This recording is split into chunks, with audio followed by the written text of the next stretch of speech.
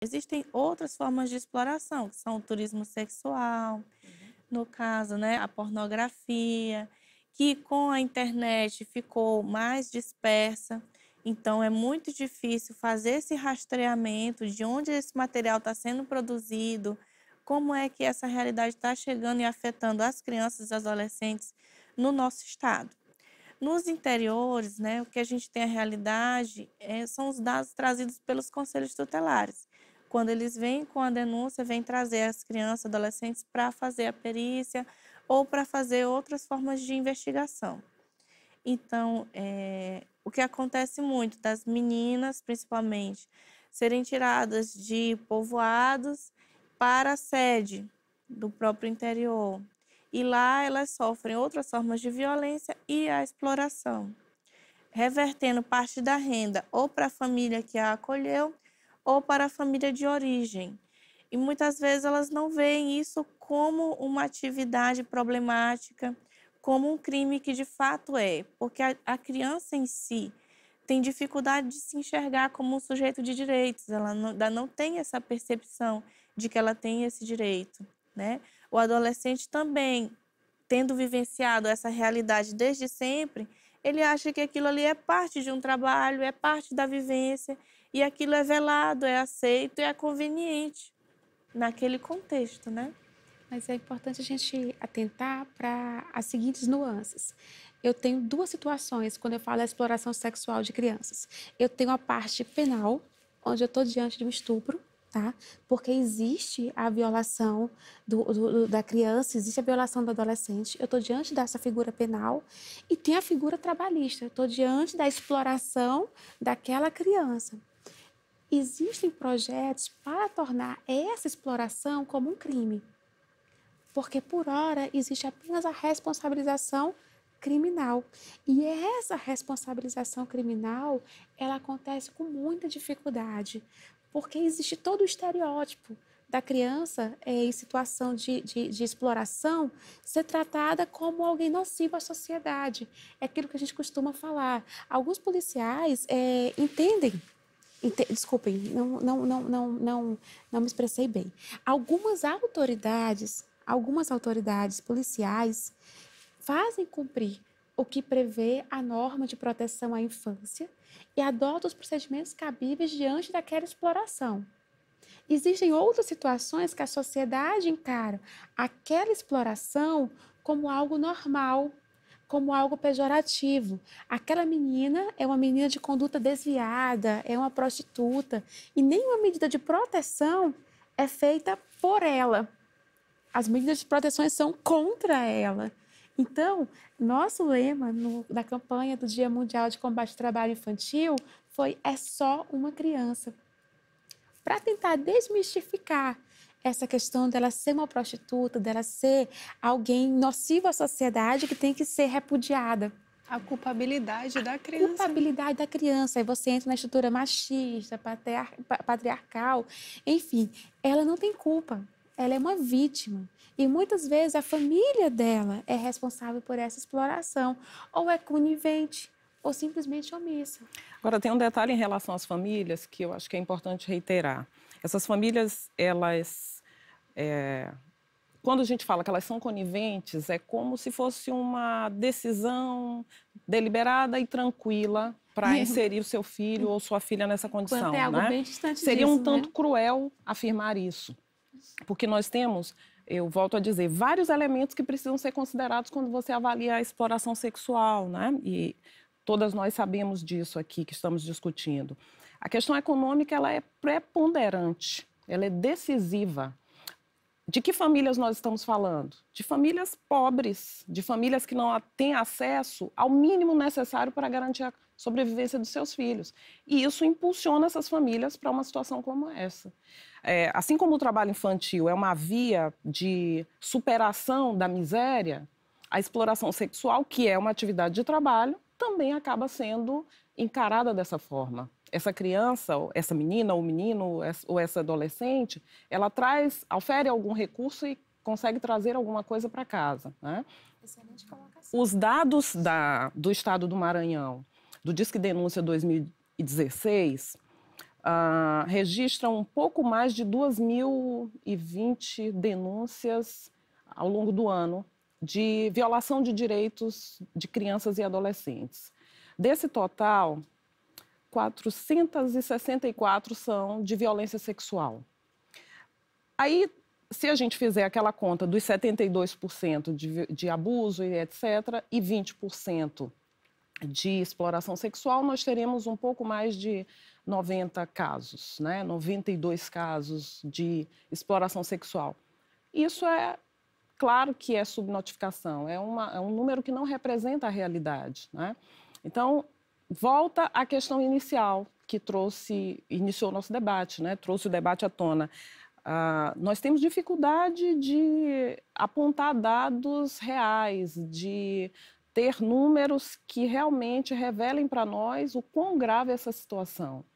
Hoje existe um trabalho da Polícia Rodoviária Federal, que é uma parceira de grande valor nesse combate à erradicação tanto do trabalho infantil quanto da exploração sexual, que apontam pontos de risco, né? Eu creio que é mais ou menos esse o nome que se dá à denominação, pontos críticos, né? Ou locais de risco, que são bares, são locais de prostituição adulta, locais de jogos. Onde houver concentração de transportes, então, exato, locais de onde gasolina, enfim, nas rodovias do estado. Exato, onde caminhoneiros se aglomeram, né? Que são pontos vulneráveis, são locais onde facilmente a exploração sexual de crianças pode acontecer. Só que nesses locais, as pessoas que estão lá, elas não querem se envolver com esse tipo de discussão. Elas não querem tomar parte nesse problema. Então, elas preferem ficar à margem disso. Isso também dificulta a notificação, o registro de dados mais próximos da realidade. Então, nós ainda temos algumas dificuldades que precisam ser superadas nesse sentido. Mas temos dado passos significativos, né?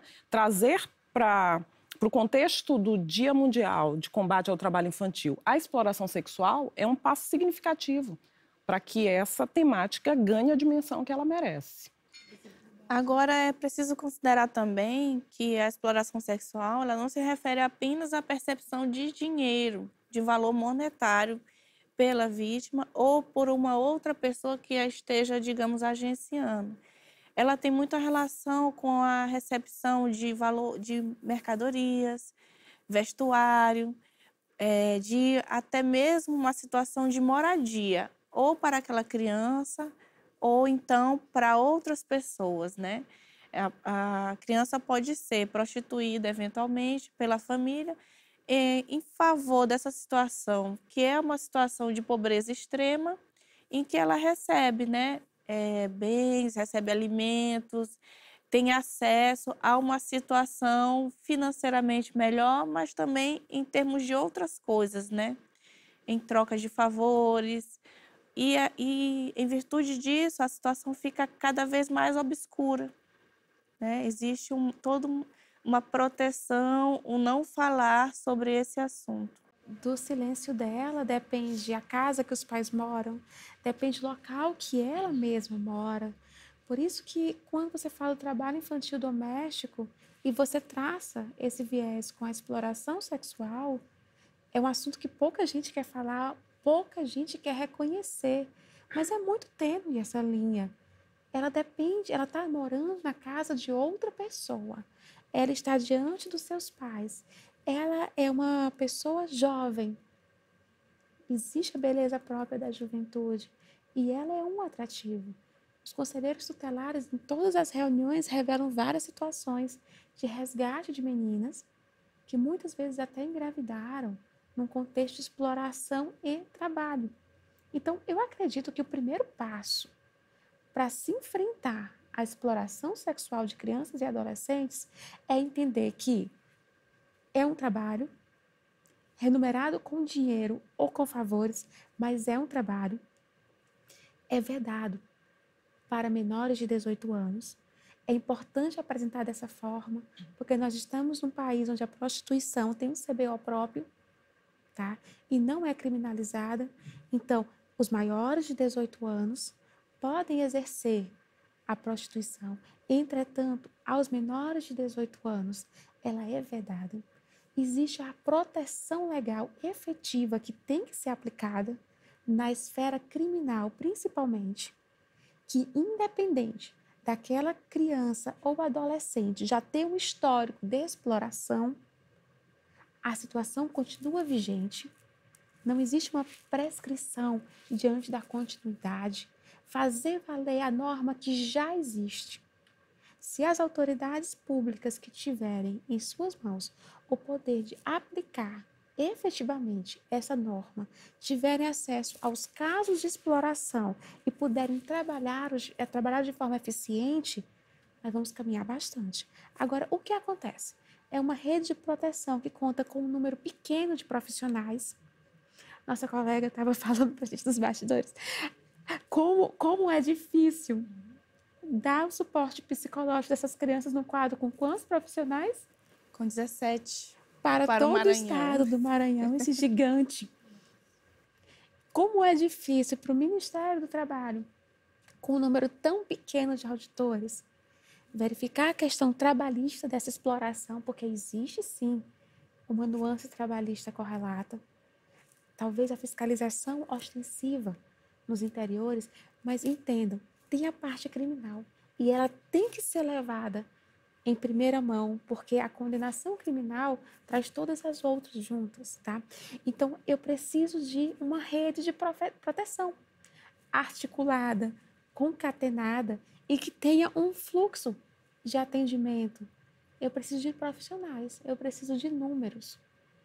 Então, enquanto nós não tivermos como diagnosticar o que acontece de fato, nós não temos como trabalhar uma política pública eficaz e não temos como preparar a receptividade destes órgãos para esse atendimento.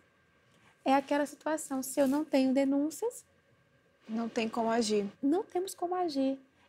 Precisamos da denúncia em número real, precisamos que os canais sejam mais próprios, precisamos que a população se aproprie do Disque 100. Denunciem todos os casos de violação que tiverem conhecimento. A denúncia permanece anônima. Muitas vezes, Jéssica, o Disque 100 não é fácil. Você liga, demora, pode ser que o sistema esteja fora do ar uma ou outra vez, mas eu acho que nós precisamos brigar pelo fim dessa situação que condena as crianças e os adolescentes e condena toda a sociedade. Porque você entra num ciclo que você não consegue mais conduzir. Então, é preciso ter, primeiro, a visão do que está errado, de como agir, parar de condenar as vítimas, parar de apontar para as suas famílias, parar de tratar a pobreza como culpada e não como vítima. E pessoas que precisam de suporte real do Estado. Não estou falando de um assistencialismo superficial. A gente fala de política pública de verdade, de conscientização. E acredito que nós já avançamos bastante. O que precisamos agora é de um convencimento. É que a sociedade pare de olhar a vítima como uma vilã, pare as condenações e vamos partir para a denúncia. É importante essa sensibilização e esse apelo mesmo da denúncia, né? Então, como infelizmente o nosso tempo já acabou, eu queria que vocês também colocassem um pouquinho as palavras de vocês nessa conscientização, fazer com que as pessoas de casa elas possam entender essa urgência. Penso que o Disque Denúncia é uma fonte de informação que, como a Franciana colocou, a pessoa não precisa se identificar, a informação através do Disque Denúncia, o Disque 100, ela garante que os dados sejam apontados, ela viabiliza a possibilidade de posse de dados mais concretos, novas políticas sejam elaboradas ou políticas que já existem sejam reforçadas. E isso vai ajudando também na mudança de cultura, que é algo fundamental para que a gente rompa com o ciclo da violência sexual em todas as formas que ela se apresenta na sociedade. Além do Disque Denúncia, a pessoa também pode procurar, né, o Conselho Tutelar da sua região, do seu bairro ou que é responsável pela sua cidade. Também o Conselho Tutelar acolhe denúncias anônimas. E, além do Conselho Tutelar, procurar com o responsável, com alguma pessoa, a delegacia. A própria delegacia geralmente tem uma delegacia especializada ou que atua em conjunto com a delegacia da mulher, ou uma delegacia propriamente da criança e do adolescente para efetivar essas denúncias. Bom, agradeço a participação de todos vocês. Infelizmente, o nosso tempo foi bem pouco, né, para tratar de um assunto que é tão delicado e tem tanta coisa aí para a gente explorar, né? Mas é isso, o Ângulos e Ideias vai ficando por aqui. Se você quer rever esse e outros programas da TV UFMA, fique ligadinho no nosso canal do YouTube e nas nossas redes sociais. Até a próxima!